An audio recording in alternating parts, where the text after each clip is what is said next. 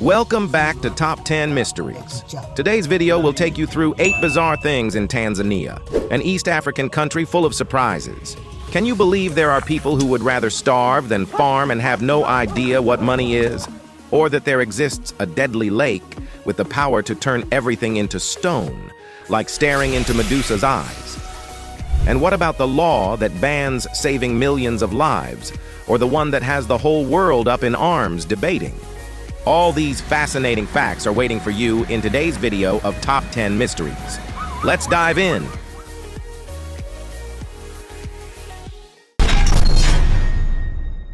What kind of country is Tanzania? Tanzania is a unique country with a population of about 70 million people spread over 885,321 square kilometers.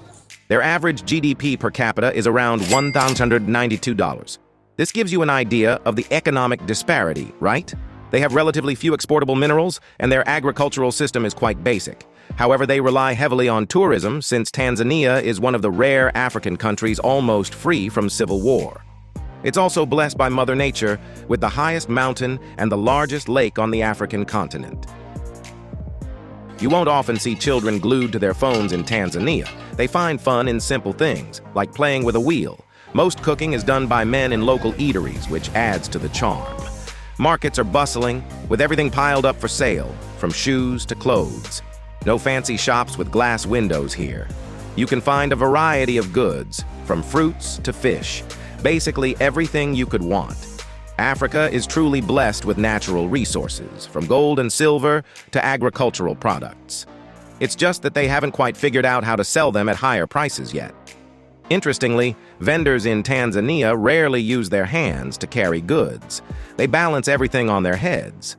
If you need to take a bus, you just queue up to buy your ticket, or you can hop on a bumpy ride along the dirt roads. Generally, the locals are friendly. When they meet foreign visitors, they often greet with "Karibu tena," which means "welcome back again." How much does it cost? Next up, we'll talk about a tribe that freely loves anyone without worrying about gossip, yet they aren't keen on modern living.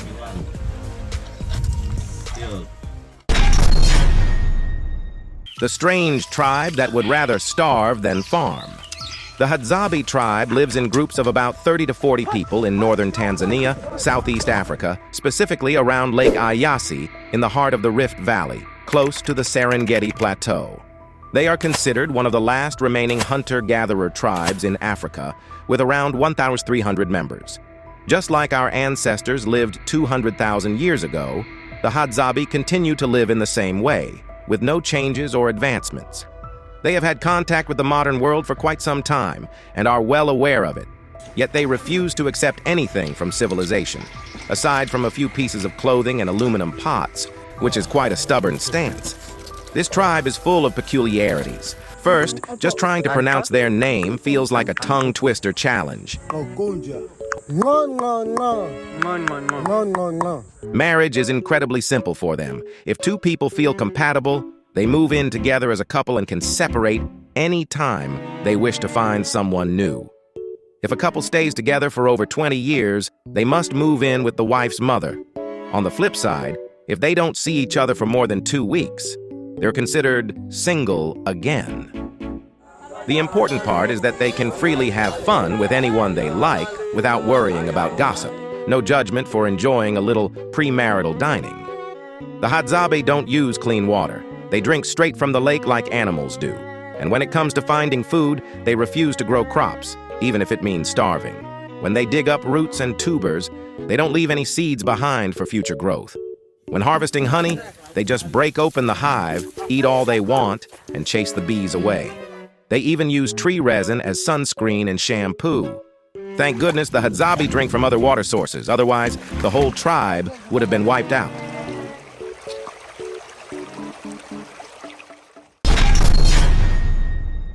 The deadly lake that turns creatures to stone. Lake Natron in Tanzania, often referred to as the Lake of Death, boasts a bizarre blood-red color, salty taste, and water temperatures ranging from 40 to 60 degrees Celsius. Any unfortunate creature that slips and falls into this lake will find its body quickly turned to stone. With a pH level soaring to 12, while the maximum survivable pH is around 7, anyone daring enough to take a dip would experience severe chemical burns on their skin and eyes.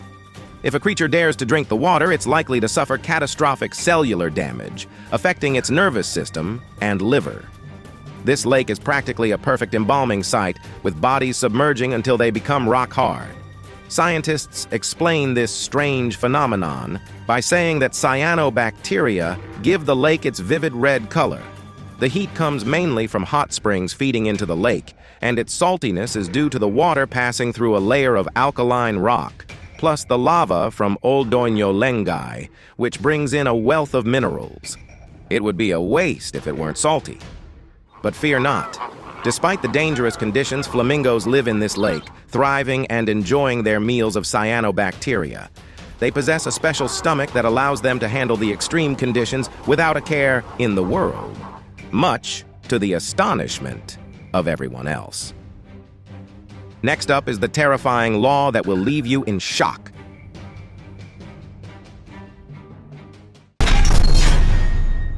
The controversial anti-homosexuality law. First up is the ban on homosexuality.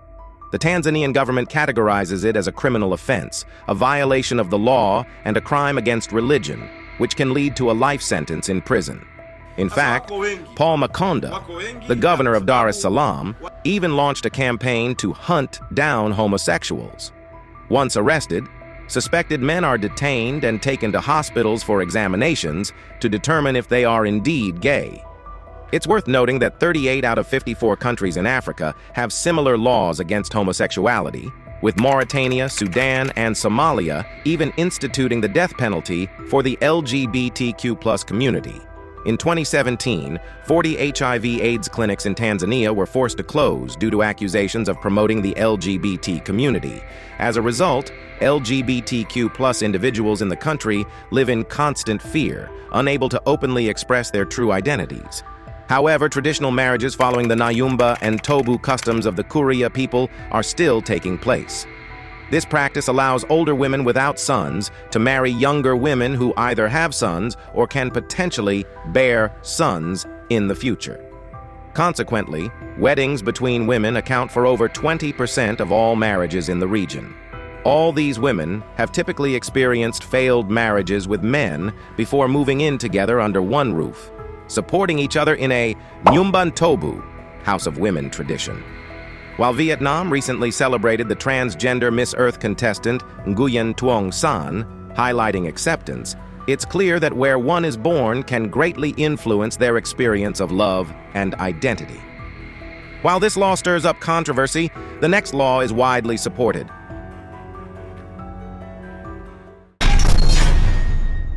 The law that could save millions and its consequences.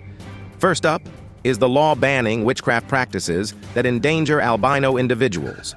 According to experts, there are about 1,400 albino people in Tanzania, a genetic syndrome that leads to a lack of skin pigmentation, resulting in very light skin, blonde hair, and red eyes. While neighboring Kenya is hosting the world's first beauty pageant for albino individuals to find their Mr. and Miss Albino, Tanzania feels like a hell for them. Many cruel and inhumane witch doctors promote the belief that using the hair or limbs of albino people in potions can ward off bad luck and bring wealth and success. Some even believe that having sexual relations with an albino person can cure century-old diseases like HIV/AIDS. These witch doctors sell the body parts of albino individuals for about $600, and if the victim's body is intact, it can fetch up to $75,000. This horrifying practice has led to a rise in kidnappings and murders of albino people. However, the witch hunt against these cruel practitioners has backfired, often leading to innocent individuals, mainly older women with red eyes, being falsely accused of witchcraft. In 2013 alone, 765 people were accused of being witches and lost their lives in this East African country. So, it seems this law has some pretty unfortunate side effects. Next is the law banning plastic bags as of June 1st, 2022. Instead, the government encourages people to use eco-friendly bags, like fabric or paper ones. Why is this ban so widely supported? Well, it's estimated that around 8 million tons of plastic end up in the ocean each year, with about 500 billion plastic bags used annually, and only a tiny fraction is recycled. Many plastic bags are discarded, taking hundreds of years to decompose, harming wildlife, choking ecosystems, and contributing to climate change, which leads to many floods and melting ice today. So let's take a moment to comment, protect the environment, and rally everyone to join the cause. By the way, do you like going on adventures? Because the Great Migration across the River of Death is coming up, and it's bound to wipe out hundreds of thousands of lives.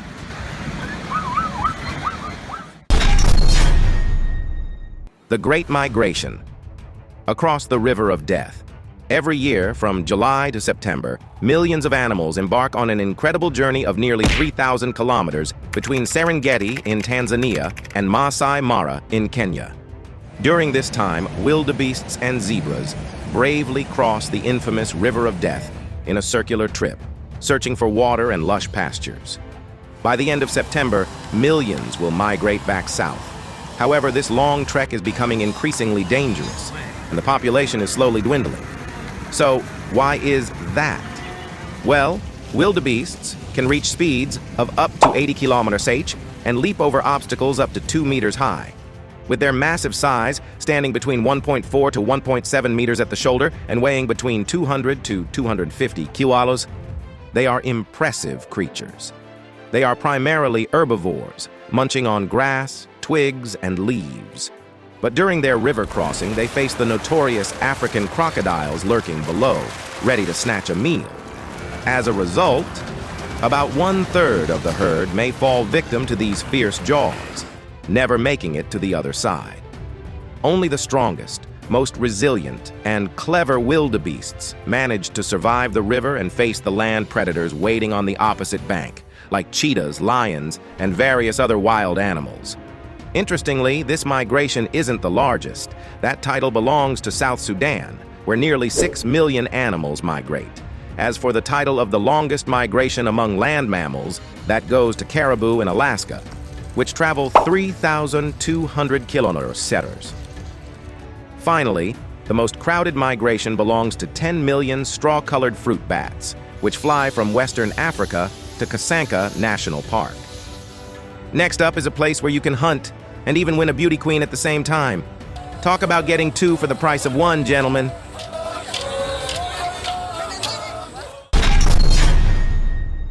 Sharpshooting warriors with beautiful rewards. Tanzania is one of the world's top hunting destinations, issuing proper permits and generating a staggering revenue of $2.6 billion while attracting 1.5 million tourists each year. The land in question is the northern volcanic plateau near Mount Hanang, home to the Barabeg tribe, known for their skilled warriors who hunt elephants and lions. In this culture, a man without livestock has no place in society and earns no respect. Interestingly, this area is also home to about 50% of the lions in sub-Saharan Africa, providing plenty of hunting opportunities. Each warrior launches the first spear at the lion, then must sever a leg as proof of their conquest.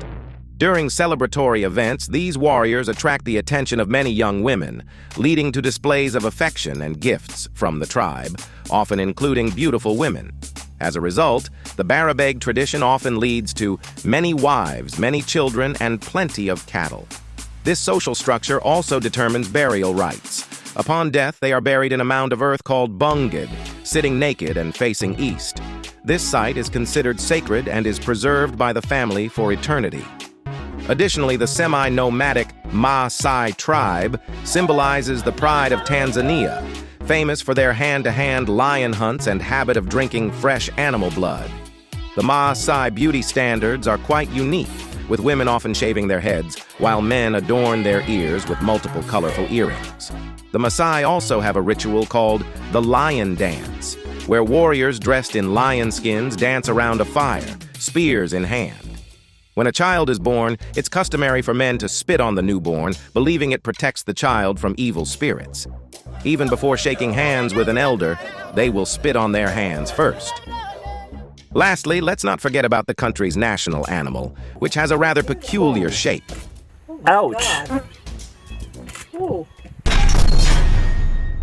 The peculiar neck of the giraffe. You may already know that the giraffe is the national symbol of Tanzania and is protected by law. Those who harm giraffes can face imprisonment. However, a giraffe residing in the Serengeti National Park has a zigzag neck due to a break that occurred, not from territorial disputes or food competition, but during a mating conflict. Remarkably, it has survived for over 5 years with this broken neck. Despite its deformity, this giraffe eats, drinks, and goes about its business just like any other animal, living comfortably without being ostracized by its peers. This just goes to show that the desire for companionship exists in all creatures, not just humans. Beyond the animals, this country also boasts a bizarre plant that resembles a hybrid of a pineapple and a cactus found on Africa's highest mountain. Kilimanjaro is an independent volcano towering at 5,895 meters above sea level, dormant for hundreds of thousands of years. On its slopes grows the Dendrosenekio kilimanjari, a flowering plant in the daisy family that can reach heights of up to 10 meters, with large rosette-shaped leaves at its peak. These plants branch out after flowering and have evolved to store water in their thick stems to survive the extreme cold of the high-altitude climate, with leaves curling up at lower temperatures.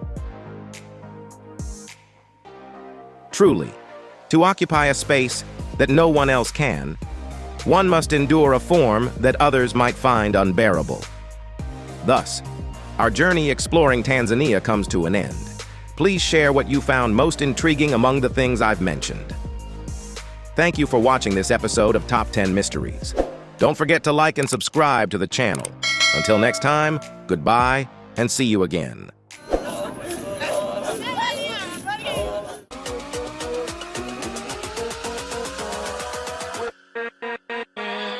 With